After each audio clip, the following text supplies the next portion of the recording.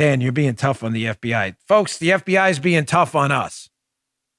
I love the FBI. I worked with guys who I had great relationships with. They were great agents. I'm not going to tell you otherwise, just to pile on. They were fantastic.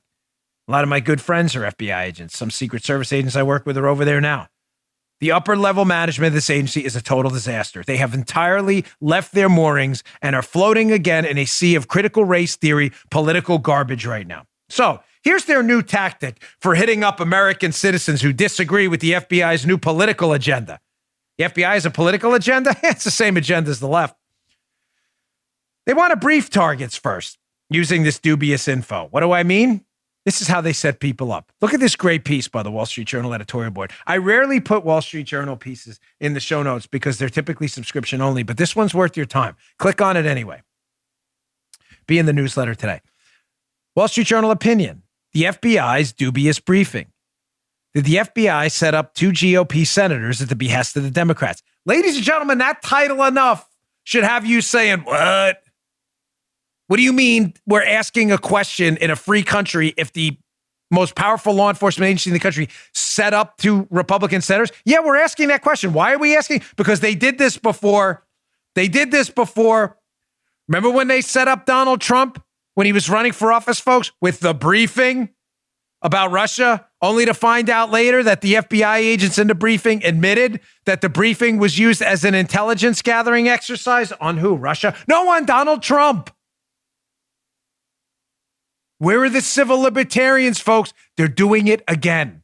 They are using, air quotes, briefings, the FBI, to set up their Republican opponents. This is an important piece. I'm going to go 3 screenshots from the piece. First, let's talk about who they set up.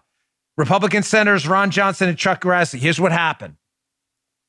On Monday, Grassley and Johnson sent a letter to FBI Director Wray and Director of National Intelligence Avril Haines asking how the Washington Post came to know about an FBI briefing to both senators on August 6th. A Post story last week used the information to smear Johnson and Grassley on Johnson on his report on Hunter Biden's foreign business dealings, suggesting that Johnson ignored FBI warnings and thus may have been manipulated by the Kremlin. The newspaper cited only anonymous current and former U.S. officials. You get it? You get the setup? Ron Johnson, GOP senator from Wisconsin, is getting ready to put out a damning report on Hunter Biden and his shady business dealings overseas. The FBI says, hey, we need to brief you on this. They show up for the briefing. They give Ron Johnson nothing of interest at all, and then it leaks to the Washington Post. So what can happen? Tell me you're following me, folks. So then when the Washington Post runs the story, they can say, even though Ron Johnson put out this devastating story about Hunter Biden, he was warned it could have been Russian disinformation. What a scam. The verdict is in. Genius. My new gavel. The other one broke. Thank you to new gavel person. We got a little inscription on there. You get the scam? No matter what, when damaging information about a Democrat, Hunter Biden or Joe Biden is about to come out, the Democrats are going to claim it's Russian disinformation. They're just making it up. It's not Russian or disinformation. And the way they're going to claim that is they're going to say, well, the FBI briefed the person who put out the information about X, Hunter Biden, or whatever, and they ignored it and did it anyway. What a scam.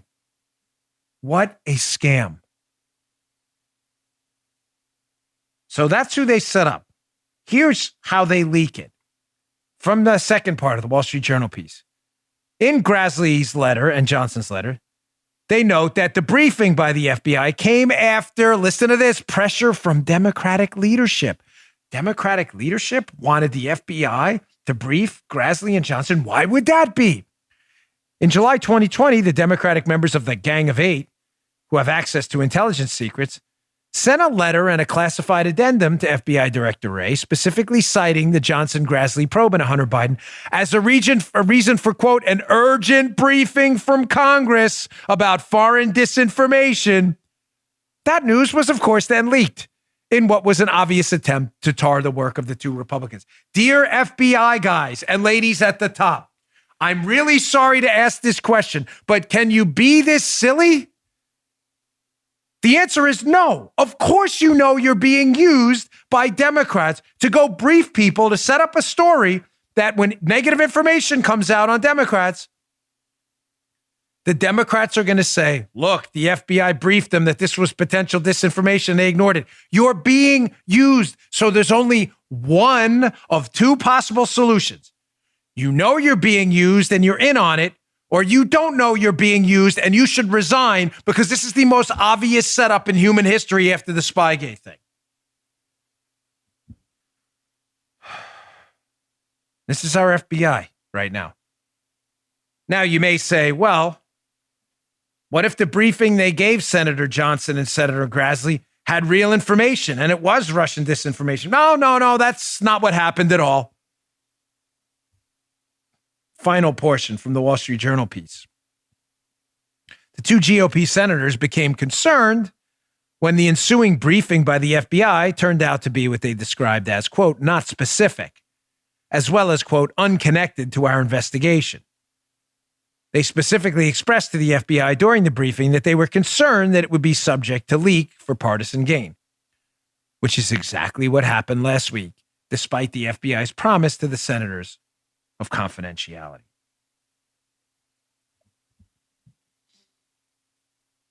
Folks at the top of the Bureau, again, I'm asking you as an American citizen who is deeply concerned about the future of the constitutional republic and the representative democracy we now have. You have immense power. You can come for me, Rudy Giuliani, John Solomon, anytime you want. You've divorced yourself from enforcing the rule of law. Many of you up at the top who've already set aside your mission in the interest of partisan gain. You have immense power. You can hurt me. You've already hurt others. You've done tremendous damage to your reputation, tremendous damage to this country, tremendous damage to the entire Trump administration.